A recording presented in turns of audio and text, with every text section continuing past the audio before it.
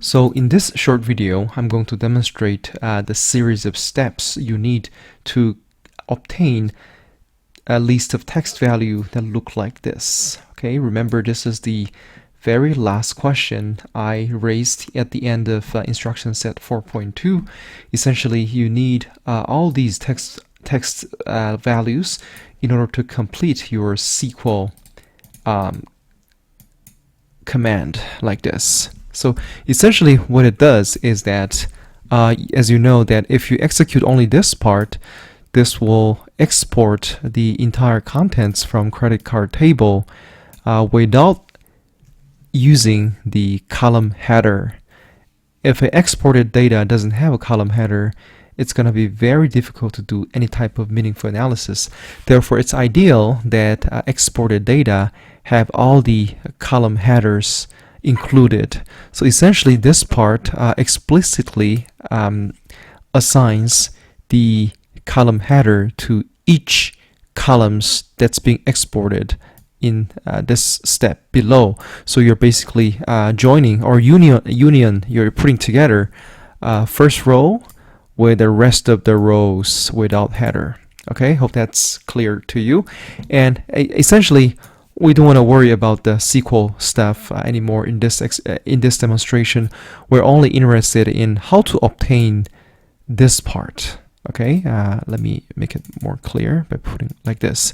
So if you type it, it's going to consume a lot of time. It's also prone to typing error, typos.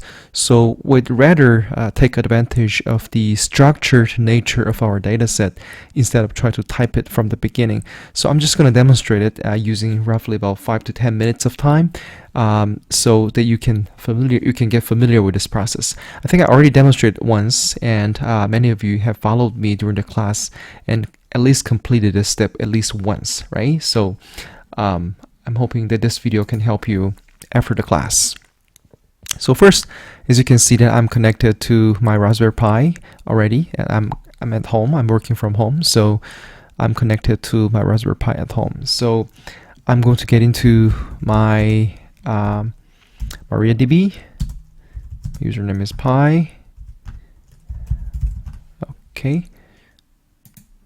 I'm going to start to use the bank database. I think we only have one table here, which is credit card table. I am going to try to see what kind of columns are there in the credit card table. Okay, this will actually give us a list of columns. It doesn't actually show me what's the data within this table, but it actually does show me a list of column names. So this is actually something valuable to me. The field or the column names are something that's valuable to me. So I'm just gonna turn this field name into something we want here.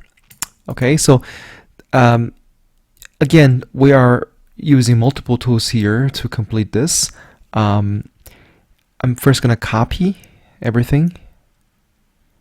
Right, I'm just going to copy everything like this, and then right-click Excel. Or if you are in a Mac, you just need to find a way to copy everything here as a text. Okay, copy it, and then I'm going to paste it to Excel. Okay, so this is currently pasted on Excel. Yes, we are gonna borrow power of Excel to complete this step. So as you can see that this isn't actually separated properly. All the contents are currently filled in only one column. So we need to separate all the text so that you can include only one values in each column. Okay, so highlight everything, highlight your column A. I'm just gonna go with the data tab. There is a text to columns module. Click this, and this will actually help you try to separate different columns into different Excel columns. Okay, so I'm just gonna go with a delimited. Okay, it depends on how this is being separated now. So I would just experiment with a tab first. If the tab doesn't work, I can always do with a different separators. So I'm just gonna go with a tab and click next, click finish. As you can see, nothing has changed, right? So that probably means that the tab is not the separator here. So I'm just gonna click one more time, delimited. I'm just gonna select space this time. It looks like something changed here, right? Looks like something changed. Click finish. Okay, now all the contents are actually separated from one another. That in each Excel column only contains one specific column from the original contents here.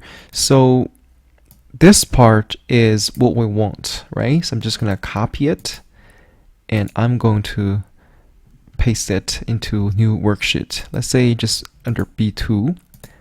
Make sure you use this frequently as you try to manipulate text. Instead of paste original values, pasting them into values would actually make the formatting details disappear so that it's easier to work with. And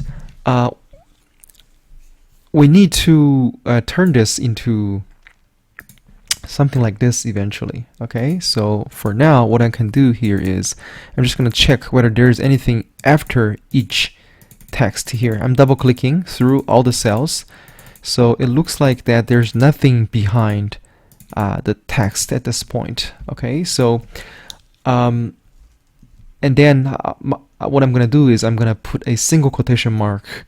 I'm going to put single quotation mark to all these text. So the way to do that is use the concat. This is called concatenation, meaning that it's gonna put together list of texts into one single text. So I'm just gonna do single quotation mark, close it with a double quotation mark. So the double quotation mark here is indicating that whatever inside is considered as a text. Okay, since we're putting together text information, so that's important that we indicate that the first quotation mark is actually a text. And then in the middle, the third parameter is another single quotation mark wrapped within a double quotation mark. So complete it, double click it, all right, double click it. So now we have obtained something very close to this one. Okay, but the problem is that all those are actually separated by a comma rather than presented in a column. So to get here, what I can do here is just copy everything, and then I'm going to open a Windows. I'm going to open a Word. Start a new file. I'm just going to paste it as a text. Okay, as you can see that all the texts are currently pasted as a in a vertical manner. How do you turn it into something like this? To do that, we need to pay attention to this detail. If you can find, please looking for this particular symbol from your Word toolbar. Okay, as you can see that this will actually enable all these invisible values in your document. So this is actually a paragraph break. So after this, I mean, you don't really have to make this visible. This is actually to remind you there's just something at the end of each text string that is normally not visible to us unless you toggle this on. Okay, so we can actually manipulate this part in order to put the data into this format. You do Control H, or if you're on a Mac, you may want to looking for replace. Okay, replace. So we are replacing this particular mark at the end of each text string with comma space. Okay, comma space. I hope you see that where I'm going with this. So I'm looking for special paragraph mark. You're looking for each paragraph mark, you're replacing it with a comma and a space. and then we are going to do replace them all. Okay, it's here, replace all. Okay, so all the paragraph break marks are replaced by the comma space, which now has turned our text into a vector, right? Which is exactly look like this one. And once you obtain this, you can actually go ahead and try to complete your SQL command as the one you saw from here. Okay, so you have select, and then you're putting together all of them. Okay, you're putting together all of them. I'm not sure whether there was a comma at the end. No comma. Let's get rid of it. And then you do select star and from credit card into all file. Now you got the idea. You complete all the SQL command, and that will help you complete the entire thing. So yeah, mostly we discuss what this part of the SQL command do, and mostly the challenging part is putting together a list of text strings, something like this. Okay, so it's not this particular usage of text manipulation is actually not limited to the SQL. You actually encounter a lot of occasions in your day-to-day business where you have to convert a list of values, okay, something like this, into something look like this. The most common example will be how do you put together a list of email address that's provided in Excel format and then have it ready to send it as a group email. Okay, we'll discuss a little bit more on that usage in upcoming classes, but the key point here is how do you work smart, right? Work cleverly by taking advantage of those text data and be more productive in terms of working with the data and information. Okay, that's it.